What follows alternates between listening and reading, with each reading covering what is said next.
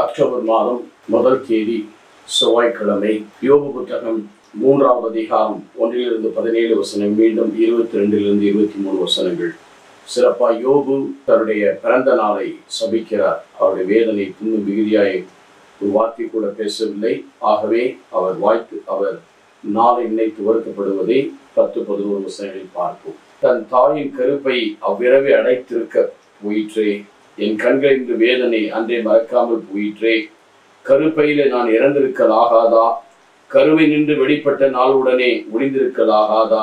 எனக்கு அருமையான சகோதர சகோதரிகளே, மனிதனுடைய பிறப்பு ஒருவேளை வேதனை கொண்டு வந்தாலும், ஒரு உயிர் பிறக்கும் போது கடவுள் தன்னுடைய சாயலாக பாலுடைய தன்னுடைய பிரசன்னத்தை வெளிக்கொணர்கிறார். இதை தொடக்க புத்தகம் 1 அதிகாரம் 26ஆம் வசனத்திலே பார்க்கிறோம். ஒரு குழந்தை பிறக்கும் போது கடவுளுடைய சாயலும் கடவுளுடைய பாவனையாக வெளிவருகிறது. ஆனாலும் பிறக்கும் போது திருப்பாடலிலே சொன்னது போல, 51:5 சொன்னது போல, என் தாய் பாவத்திலே கற்பம் தரித்தாள்.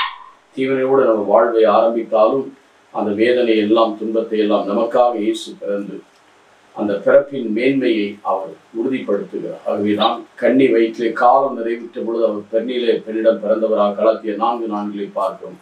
பெண்ணிடம் பிறந்தவரால் திருச்சட்டத்துக்கு கீழ்ப்பட்டவராக அவர் பிறந்து என்ன செய்கிறார்? நாம் எல்லாரும் கடவுளுடைய மகனுடைய ஆவியை பெற்று கடவுளை அப்பா தந்தாய் என்று அழைக்கும் உரிமையை பெறுவதற்காக அந்த ஆசீர்வாதத்தை கொடுத்த துன்பங்கள் வரும். துன்பங்கள் நாம் பிறப்பினால் துன்பங்கள் வரலாம், துயரங்கள் வரலாம்.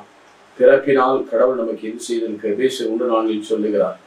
இதோ கடவுள் கிறிஸ்துவுக்குள் நாம் தூயவராக மாசற்றவர்களாக விளங்க வேண்டும் என்றும் இறைவாக்கினர்களாக இருக்க வேண்டும் என்று எரேமியா 1:5 பார்க்கிறோம்.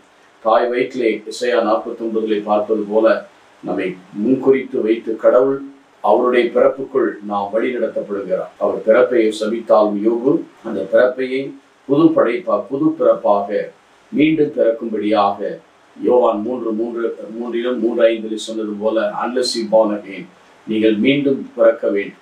எபேசியர் 4ஆம் அதிகாரத்தில் சொன்னது போல நாம் மீண்டும் ஆண்டவருக்குள் பிறந்து ஆண்டவருக்குள் வளர்ந்து ஆண்டவருக்குள் புது படைப்பாக வெற்றியின் வாழ்க்கை வாழ அழைக்கப்படுகிறோம். அதற்காக சிந்திப்போமா?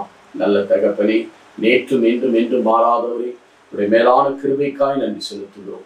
உங்களுடைய ஆற்றலும் அது வல்லமையும் அது கிருபையும் இந்த நாளில் எங்களுக்கு தாரும். தொடர்ந்து ஆசீர்வதியும் நல்ல தந்தையே. ஆமென்.